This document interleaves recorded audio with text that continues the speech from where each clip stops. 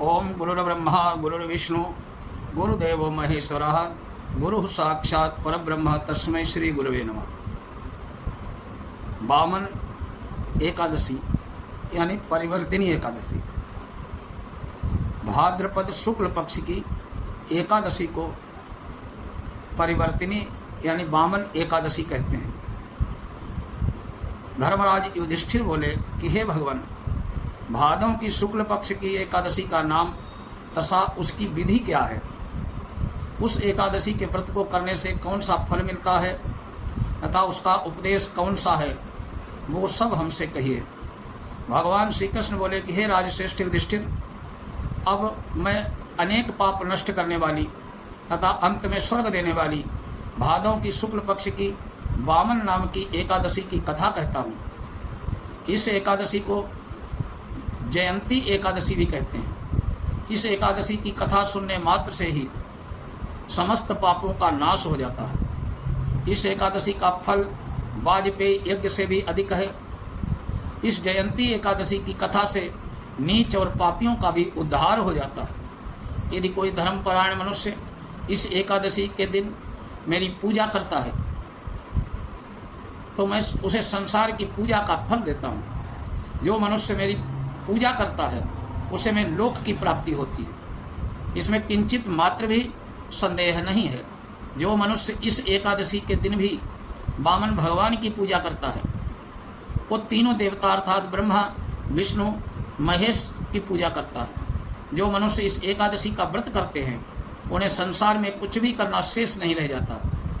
एकादशी के दिन भगवान विष्णु करवट बदलते हैं, इसीलिए इसे परिवर्तिनी एकादशी भी कहते हैं। इस पर युधिष्ठिर बोले, हे प्रभु, आपके वचनों को सुनकर मुझे महान संदेह हो रहा है कि आप किस प्रकार सोते और करवट बदलते हैं। आपने बलि को क्यों बांधा? वामन रूप धारण करके क्या लीलाएं की? चातुर्मास व्रत की विधि क्या है तथा आपके शयन करने पर मनुष्य का क्या कर्तव्य है, सो सब विस्तार पूर्वक कहिए। भगवान श्री कृष्ण बोले, हे राजन, अब आप पापों को नष्ट करने वाली कथा का श्रवण करो। त्रेता युग में एक बलि नाम का दानव था। वो अत्यंत भक्त, दानी, सत्यवादी ब्राह्मणों की सेवा किया करता था। वो अपनी भक्ति के प्रभाव से स्वर्ग में इंद्र के स्थान पर राज्य करने लगा। इंद्र तथा अन्य देवता इस बात को सहन न कर सके, भगवान से प्रार्थना करने लगे। अंत में भगवान ने वामन रूप धारण किया। अत्यंत तेजस्वी ब्राह्मण बालक के रूप में राजा बलि को जीता। इस पर युधिष्ठिर बोले, जनार्दन, आपने वामन रूप धारण करने के बलि को किस प्रकार जीता, सो सब सविस्तार समझाइए। श्री कृष्ण भगवान बोले कि हे राजन, मैंने वामन का रूप धारण करके राजा बलि से याचना की कि हे राजन, तुम मुझे 3 पैर भूमि दे दो, मैं तुम्हें 3 लोक के दान का फल प्राप्त होगा। राजा बलि ने इस छोटी सी याचना को स्वीकार कर लिया। वो 3 पग भूमि देने को तैयार हो गया। तब मैंने अपने आकार को बढ़ाया और भूरलोक से पैर, भुवा लोक में जंघा, स्वर्गलोक में कमर, महलोक में पेट, जनलोक में हृदय, तपलोक में कंठ, सत्यलोक में मुख रखकर अपने सिर को ऊंचा उठा लिया। इस समय सूर्य, चंद्र, नक्षत्र, इंद्र तथा अन्य देवता भी आदि शास्त्रानुसार मेरी स्तुति करने लगे।